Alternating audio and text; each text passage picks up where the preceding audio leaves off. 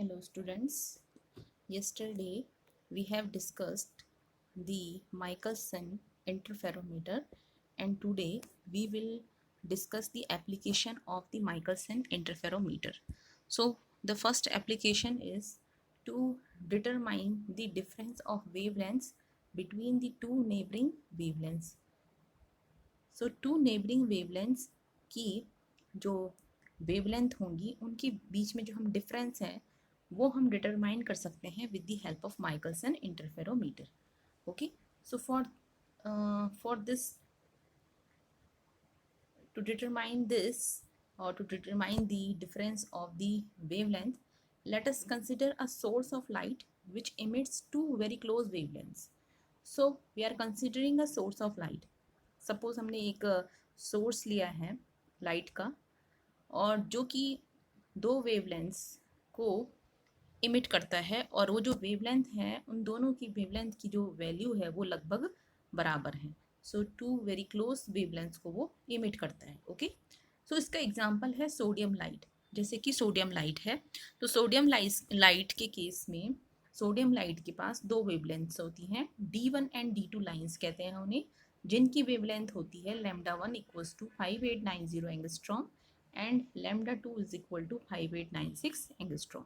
तो ये दो वेवलेंथ्स की वैल्यू होती हैं D1 सोडियम की D1 और D2 लाइंस की. ओके, तो सोडियम एक लाइट का ऐसा सोर्स है जिसके पास की दो वेवलेंथ्स होती हैं और वो दोनों नियरली इक्वल होती है. देखो, एक 5890 एंगस्ट्रॉम है और एक 5896 एंगस्ट्रॉम है. तो केवल जो है बहुत कम अंतर है इसमें. देखो 5890 और 5896 angstrom. Okay, so we can determine the difference between λ1 and λ2 here. So in λ1 और λ2 का डिफरेंस हम निकाल सकते हैं. ओके, सो λ1 और λ2 यहाँ पर तो तुम्हें ये मैं बता रही हूँ यहाँ पर कि λ1 जो है इतना है, λ2 इतना है, तो उसका डिफरेंस तो तुम निकाल सकते हो. बट इन केस हमें उस लाइट सोर्स की जो सेम नियरली इक्वल जो वेवलेंथ्स हैं उनके बारे में हमें कुछ नहीं पता.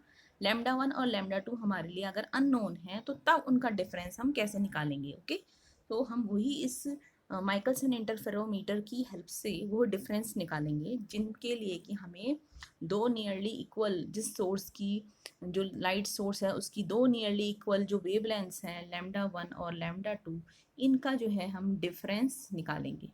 ठीक है, जो कि अननोन है. ठीक, so to determine this we first जो स्टेप है हमारे पास क्या है, first step is that we adjust the aperture for the circular fringes. तो हम क्या करते हैं कि सर्कुलर फ्रिंजेस के लिए अपर्चर को हम क्या कर लेते हैं, एडजस्ट कर लेते हैं. ठीक है, जो एक्सपेरिमेंट जब हम करते हैं उसकी बात बता रहे हैं. और एंड ईच वेवलेंथ जो होगी, जैसे कि सपोज एक वेवलेंथ है λ1 और दूसरी वेवलेंथ है λ2, तो प्रत्येक जो वेवलेंथ होगी वो अपना एक रिंग स्पेक्ट्रम प्रोड्यूस करेगी. ओके, नाउ सेकंड स्टेप क्या है कि मिरर M1 को जब हम मूव करें, ठीक है, सो मिरर M1 हम इस तरीके से मूव करते हैं in such a way that the position of very bright fringes are obtained. तो हम मिरर M1 की पोजीशन को इस तरीके से हम बदलते हैं. M1 जो मूवेबल आपका मिरर है, ठीक है, माइकलसन इंटरफेरोमीटर में हमने पढ़ा था M1 और M2 दो मिरर हैं जो कि आपस में क्या है, परपेंडिकुलर हैं, 90 डिग्री पे हैं. एक मिरर यहाँ पे था, एक मिरर ऐसे था. ठीक है, तो M1 और M2 दो मिरर हैं. ये M1 था एंड ये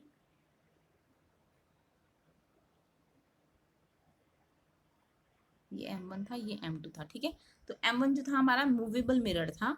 तो मूवेबल मिरर को हम इस तरीके से मूव करते हैं कि हमें वेरी ब्राइट फ्रिंजेस एक पोजीशन मिल जाती है बहुत ब्राइट फ्रिंजेस की.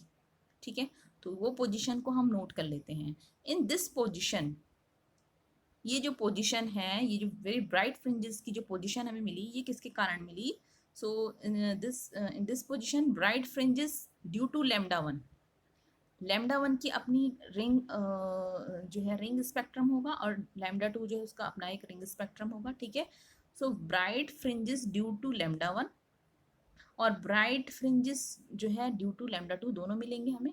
सो इस पोजीशन पे, जो ये पोजीशन हमने लाई है जिसके लिए कि हमने M1 को इस तरीके से मूव किया है कि हमें ब्राइट फ्रिंजेस ऑब्टेन हो, तो ये जो ब्राइट फ्रिंजेस ऑब्टेन हो रही है ये पोजीशन कौन सी वाली पोजीशन है?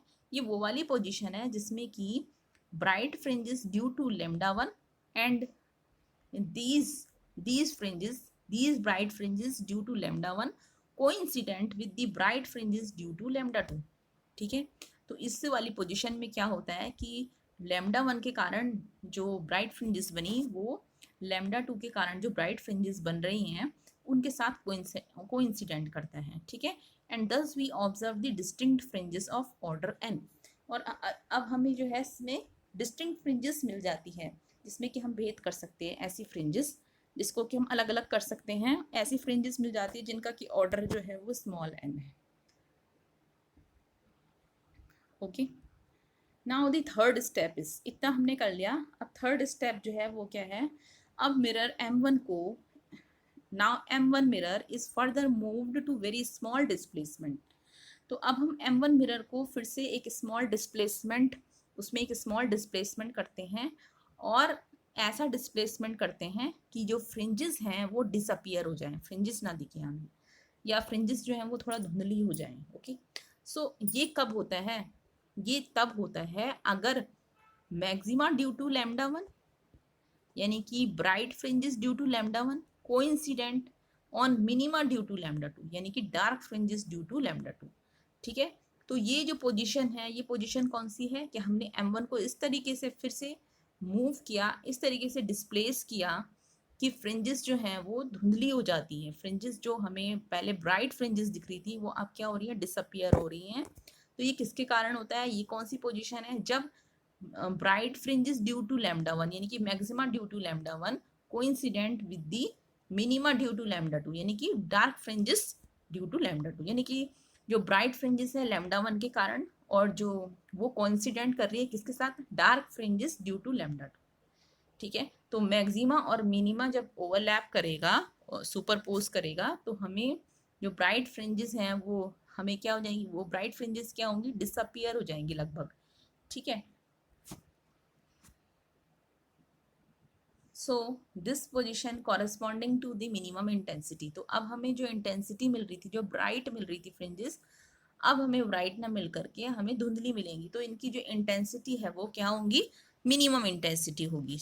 और uniform in illumination with no clear fringes. ठीक है, तो यूनिफॉर्म इन इल्यूमिनेशन होगा यानी कि जो हमें फ्रिंजेस ऐसे सर्कुलर फ्रिंजेस मिल रही थी वो अब हमें सर्कुलर नहीं दिख रही है, वो कुछ ऐसी मतलब कि हमें उसमें हम डिस्टिंक्ट नहीं कर पा रहे हैं, उनको फ्रिंजेस को डिस्टिंक्ट नहीं कर पा रहे हैं। ठीक है, या हम कह सकते हैं कि हमें एक इस तरीके का स्पॉट मिल गया है और ये इसमें फ्रिंजेस तो हैं बट वो फ्रिंजेस कैसी है, वो लाइट इल्यूमिनेटेड है केवल।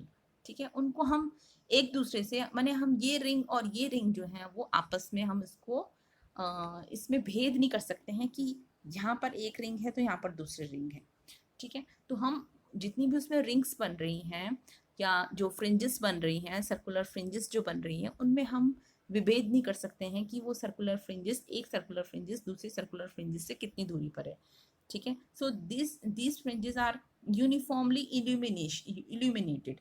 ठीक है, these fringes are illuminated but uniformly and no clear fringes। तो clear fringes हमें fringes नहीं मिलेंगे, हमें fringe मतलब एक काली पट्टी, एक वाइट पट्टी, एक काली पट्टी, एक वाइट पट्टी, इस तरीके से नहीं मिलेगा हमें। या तो हमें पूरा जो है वाइट वाइट सा मिलेगा जिसमें कि हमें पता नहीं चलेगा कि फ्रिंज बन रही है कि नहीं बन रही है।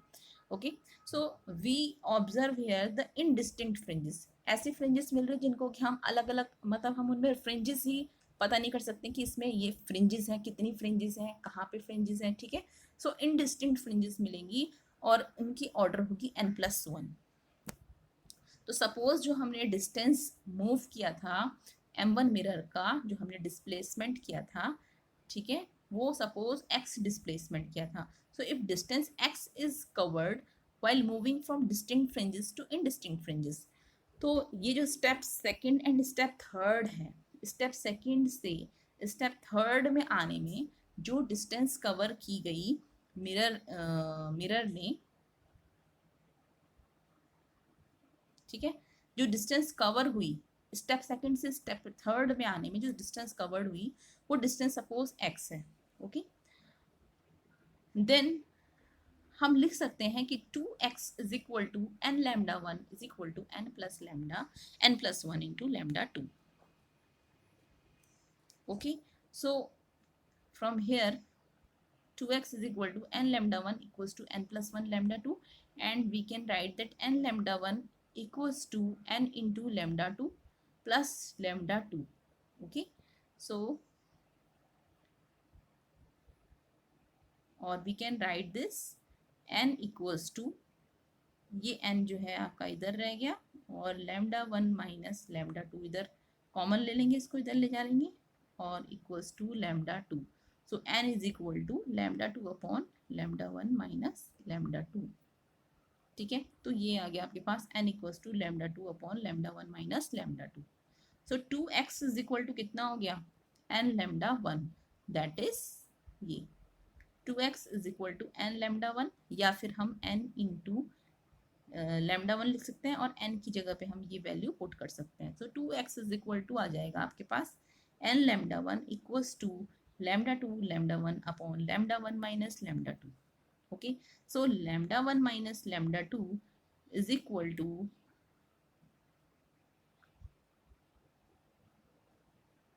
lambda 1 minus lambda 2.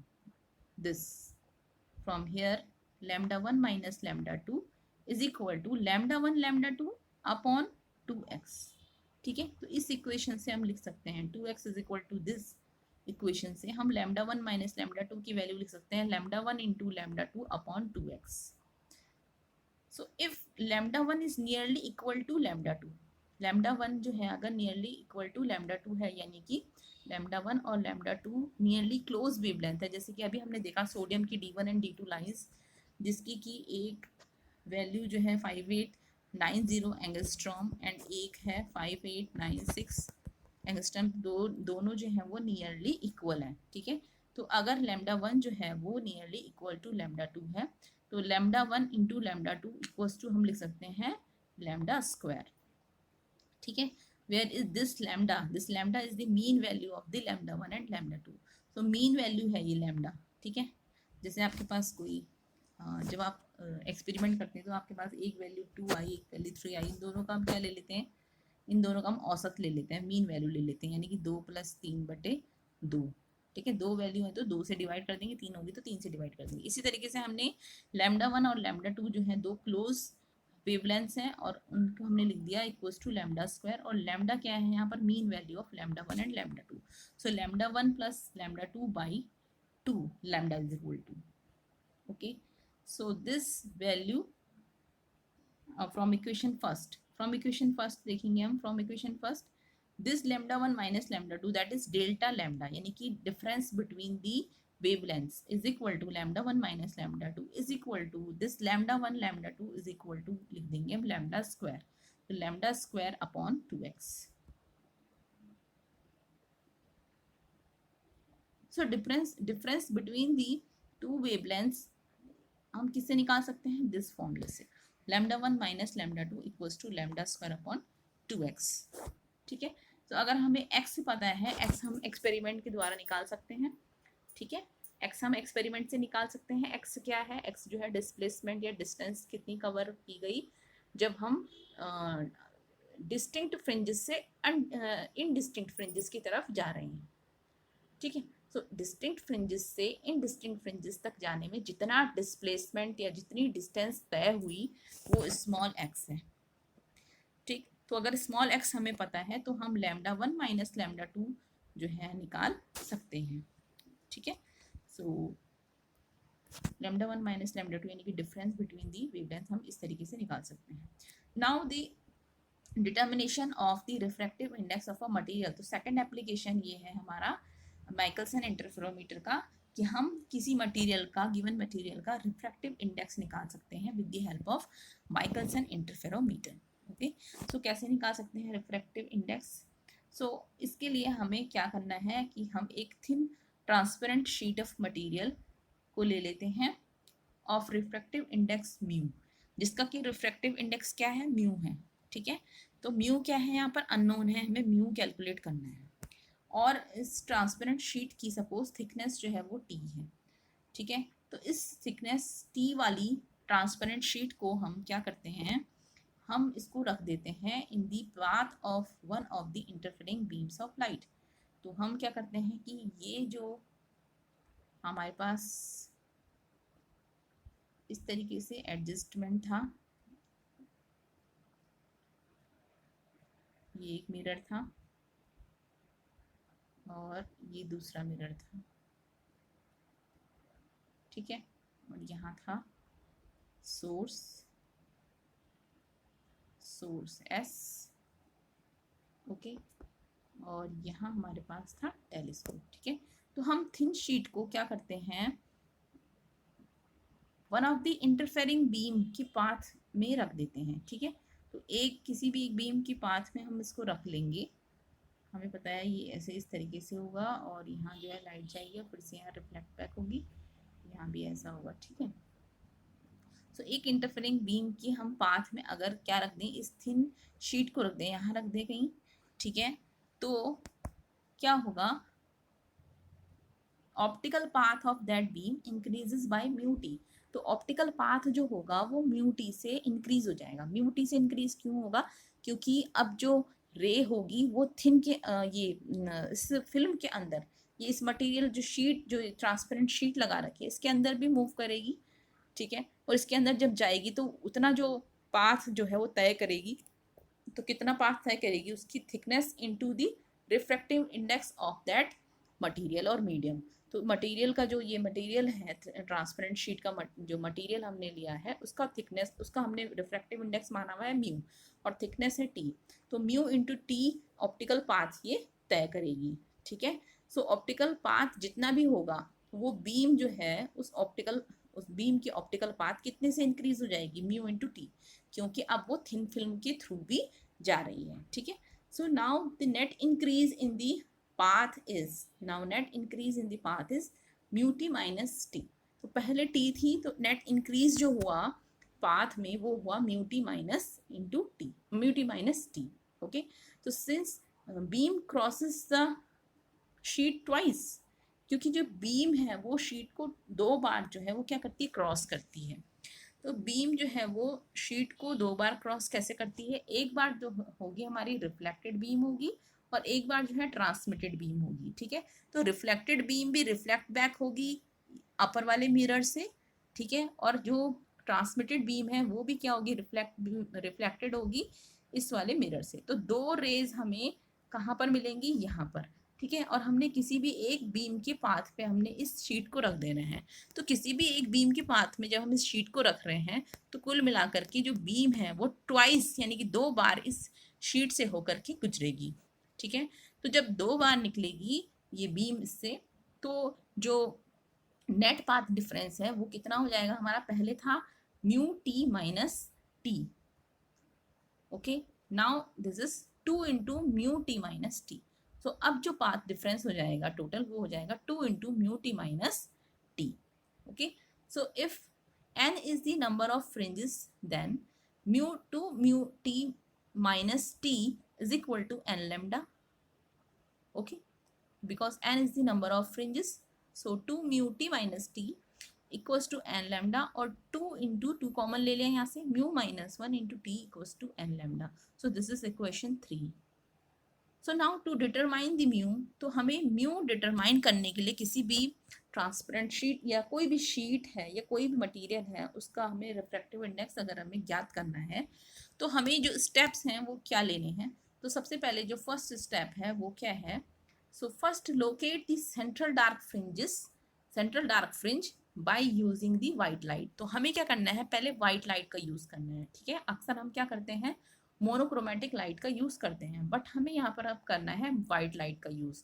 तो वाइट लाइट का यूज करके सबसे पहले हमें लोकेट करनी है द सेंट्रल डार्क फ्रिंज, यानी कि सबसे पहले हमें क्या पोजीशन लानी है, हमें ऐसी पोजीशन लानी है कि हमारी जो सेंटर में है एक डार्क फ्रिंज आ जाए, ठीक है। तो सेंटर में हमें एक डार्क फ्रिंज लानी है, तो उसके लिए हमें क्या करना पड़ेगा, कुछ एडजस्टमेंट करना पड़ेगा ये इसका, जो हमारे पास एपरेटस है, यानी कि माइकलसन इंटरफेरोमीटर।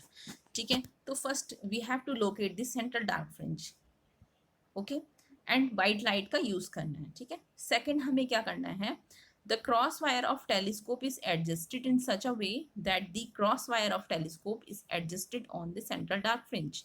तो अब जो हमें सेंट्रल डार्क फ्रिंज मिल गई इस स्टेप से, फर्स्ट स्टेप से जो हमें सेंट्रल डार्क फ्रिंज मिल गई है, दूसरे स्टेप पे हमें क्या करना है कि टेलीस्कोप की जो क्रॉस वायर है, अच्छा अब देखो टेलीस्कोप वगैरह जब आपने अगर शायद देखा होगा, जो एक्सपेरिमेंट अगर करा होगा आपने ऑप्टिक्स का भी, तो ऑप्टिक्स के एक्सपेरिमेंट में जो ये टेलीस्कोप होता है जिसमें आईपीस लगा होता है, तो इसमें क्या होता है, एक क्रॉस वायर दिखता है इस तरीके का, जैसे ये तो मैं तुम्हें इसका दिखा रही हूँ टेलीस्कोप का, जहाँ से तुम ये देखोगे ऐसा गोल गोल सा होगा ना, ठीक, इसके बीच में जब तुम देखोगे ऐसा कुछ क्रॉस वायर नजर आएगा।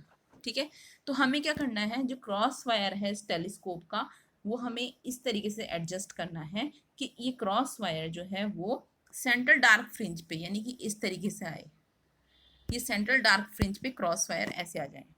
ठीक है, तो दूसरा स्टेप हमारे पास क्या है, जो हमें सेंट्रल डार्क फ्रिंज मिली ड्यू टू वाइट लाइट, अब उस डार्क फ्रिंज पे हमें क्रॉस वायर को, टेलीस्कोप के क्रॉस वायर को क्या करना है, इस तरीके से एडजस्ट करना है कि वो उस सेंट्रल डार्क फ्रिंज पे एडजस्ट हो जाए cross wire. Okay, now third step क्या है कि now replace the light by monochromatic light. अब जो हमने पहले वाइट लाइट यूज की थी, अब उस वाइट लाइट के सोर्स को हटा करके हमने क्या करना है, मोनोक्रोमेटिक लाइट को यूज करना है। ठीक है, तो मोनोक्रोमेटिक लाइट को यूज कर लेंगे। तो थर्ड जो स्टेप है हमारा वो क्या है कि replace the white light by monochromatic light of wavelength lambda.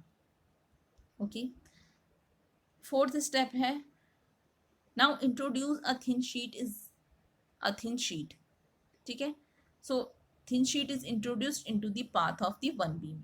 तो अब हमें क्या करना है, वो थिन शीट जिसका कि हमें रिफ्रैक्टिव इंडेक्स निकालना है, ठीक है, उस थिन शीट को हम इंट्रोड्यूस कर देंगे किसी एक बीम के पाथ में। ठीक है, जैसे मैंने अभी बताया था वैसे हम एक उसके पाथ में हम क्या रख देंगे, उस शीट को रख देंगे जिसका कि हमें म्यू निकालना है। Okay, now position of M1, अब हमें जो मूवेबल मिरर है यानी कि M1 जो मिरर है उसको इस तरीके से एडजस्ट करना है कि dark fringe is again coincide with the cross wire of telescope. Again जो है वो टेलीस्कोप के क्रॉस वायर से कोइंसाइड हो डार्क फ्रिंज, यानी कि वही क्रॉस वायर ऐसा है अगर, तो डार्क फ्रिंज ऐसी आनी चाहिए। डार्क फ्रिंज पे क्रॉस वायर को हमें ऐसे करना है, इस तरीके से हमें क्रॉस वायर को लोकेट करना है डार्क फ्रिंज पे। ठीक है, यानी कि इसका सेंटर, क्रॉस वायर का सेंटर और डार्क फ्रिंज का सेंटर इस तरीके से कॉन्साइड हो। ठीक है, सो पोजीशन ऑफ M1, तो ये किससे मिलेगा हमें, जब हम पोजीशन M1 की पोजीशन को हम जब क्या करेंगे, एडजस्ट करेंगे, यानी कि M1 को मूव करेंगे इधर उधर, और तब हमें ऐसा करना है कि डार्क फ्रिंज को कॉन्साइड करवाना है cross wire of the telescope के साथ। ठीक है, सिक्स्थ जो है आपके पास स्टेप क्या है, now by using the relation this 2 mu minus 1 t equals to n lambda, यहाँ से हम क्या निकाल सकते हैं, t निकाल सकते हैं। ठीक है, या हाँ ये यहाँ से म्यू हम निकाल सकते हैं, तो इस इक्वेशन थर्ड से हम t इज इक्वल टू निकाल सकते हैं, that is n lambda upon 2 mu minus 1। 2 mu minus 1 t equals to था n lambda, so t is equal to हो गया n lambda upon 2 into mu minus 1। So we can write this 2 mu minus 1 t equals to n lambda, और mu minus 1 equals to n lambda upon 2 into t।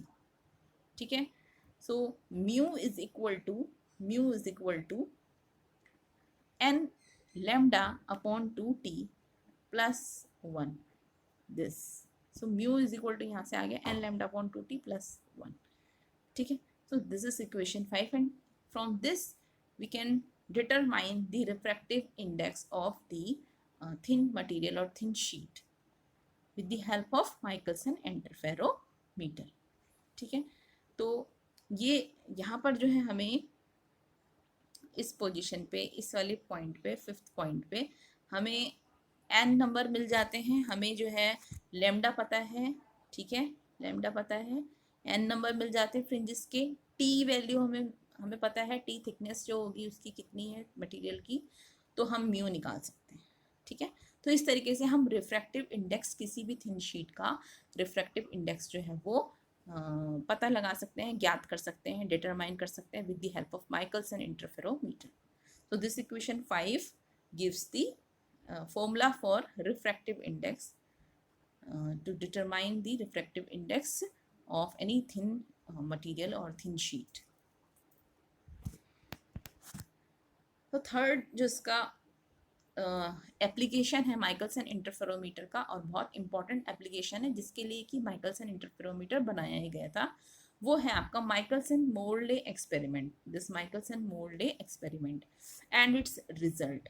Okay, so जो Michelson Morley experiment था, इसमें इसमें सबसे बड़ा use है Michelson interferometer का, जिसके लिए कि माइकलसन इंटरफेरोमीटर को ही बनाया गया था, ठीक है। सो in classical mechanics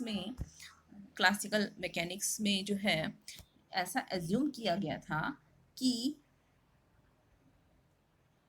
medium for light propagation, जो प्रेफर्ड मीडियम है फॉर लाइट प्रोपोगेशन इस एथर, यानी कि ये जो पूरा हमारा स्पेस है ये एक एथर नाम की एथर जो है मटेरियल एथर से क्या हुआ, भरा हुआ है, ठीक है। So which filled in all space uniformly, ये जो है पूरे स्पेस में, ये जो एथर है ये पूरे स्पेस में जो है यूनिफॉर्मली क्या है, फैला हुआ है, यूनिफॉर्मली क्या है, फिल्ड है स्पेस इससे एथर से, ठीक है।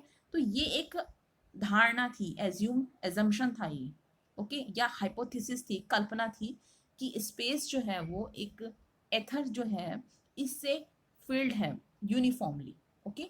सो द एथर जो है वो एक परफेक्टली ट्रांसपेरेंट मीडियम है, जो ये एजम्पशन के साथ जोड़ा गया था, कि एजम्पशन में भी ये भी जोड़ा गया था कि एथर जो है वो क्या है, एक परफेक्टली ट्रांसपेरेंट मीडियम है लाइट के लिए, एंड मटेरियल बॉडीज में pass through it without any resistance, और जो मटेरियल या बॉडीज जो होती हैं वो इस एथर मीडियम से आसानी से पास हो सकती है विदाउट एनी रेजिस्टेंस, मतलब वो कोई कुछ भी रेजिस्ट नहीं करेगा, वो मटेरियल कुछ भी रेजिस्ट नहीं कर रहा है जो स्पेस में फैला हुआ है, ठीक है। और बॉडीज या मटेरियल जो है वो आसानी से पास हो सकती हैं इसके थ्रू, ओके। सो एथर को जो है माना गया था कि एथर से ही फिल्ड है पूरा स्पेस जो कि यूनिफॉर्मली फैला हुआ है, ठीक है। सो ether remains fixed in space and considered as absolute frame of reference, तो इसको माना गया था कि ये absolute frame of reference है और fixed है स्पेस में, okay. So in 19th century this ether drag hypothesis of light was widely discussed, तो 19th century में ये जो ड्रैग एथर हाइपोथेसिस है, लाइट की जो एथर हाइपोथेसिस है जो, ये बहुत विस्तारित रूप से जो है इसका डिस्कशन हुआ, ठीक है। और इसके एग्जिस्टेंस को वेरीफाई करने के लिए कि ये है कि नहीं है स्पेस में, इसके एग्जिस्टेंस को वेरीफाई करने के लिए ये इंटरफेरोमीटर वाज, ये जो माइकलसन इंटरफेरोमीटर है ये डिज़ाइन किया गया, ओके। सो इसके एग्जिस्टेंस की ये जो है, जो एथर है, ये जो हाइपोथेसिस है एथर की, ये है भी कि नहीं है, ये एग्जिस्ट करता भी है कि नहीं करता है, इसको वेरीफाई करने के लिए ये जो हमारा इंटरफेरोमीटर है, इंटरफेरोमीटर जो हमने पढ़ा अभी, माइकलसन इंटरफेरोमीटर जो हमने कल भी पढ़ा था, इसको डिज़ाइन किया गया, ठीक है। सो दो American scientist Michelson and Morley थे, उन्होंने सबसे पहले इस एक्सपेरिमेंट को किया था, ठीक है। अमेरिकन साइंटिस्ट, अमेरिकन फिजिसिस्ट थे वो, तो उन दोनों ने ही इसको क्या किया था, सबसे पहले इस एक्सपेरिमेंट को किया था। तो इस एक्सपेरिमेंट में उन्होंने क्या किया, इस एक्सपेरिमेंट में क्या एजम्पशन थी, इस एक्सपेरिमेंट में ये एजम्पशन थी that this interferometer is moving along the earth direction of motion, कि ये जो इंटरफेरोमीटर है वो अर्थ की डायरेक्शन, अर्थ की मोशन की डायरेक्शन में क्या करता है, मूव करता है, ठीक है। तो हमारा अर्थ की डायरेक्शन ये है, तो इंटरफेरोमीटर भी इसी डायरेक्शन में मूव करेगा, ठीक है। सो अर्थ की डायरेक्शन में मूव करता है, और mathematically the path difference between the two ray यानी कि ट्रांसमिटेड एंड रिफ्लेक्टेड जो रे हैं is L V square upon C square, फिर L is the distance between the plate P and mirror M1 and v is the velocity of the ether. ठीक है, तो mathematically जो path difference है दोनों raise के बीच का, यानी कि ट्रांसमिटेड और रिफ्लेक्टेड जो रेज थी, यही जो मिरर जो हमने माइकलसन इंटरफेरोमीटर में देखा, रिफ्लेक्टेड रे और जो ट्रांसमिटेड रे थी, ठीक है, ये बीच में ये प्लेट पी है, तो इन दोनों के बीच का जो पाथ डिफरेंस था वो था L V square upon C square. जो एल है वो डिस्टेंस है between the plate P and mirror M1। Mirror M1 ये, ठीक है, ये M1 था, इनके बीच की इस प्लेट पी, ये प्लेट पी और इसके बीच की डिस्टेंस मिरर M1 के बीच की डिस्टेंस है L। ठीक है, L डिस्टेंस है इन दोनों के बीच की, और V जो है वो वेलोसिटी है ईथर की। So if whole apparatus was turned by 90 degree, the fringe shift should be observed.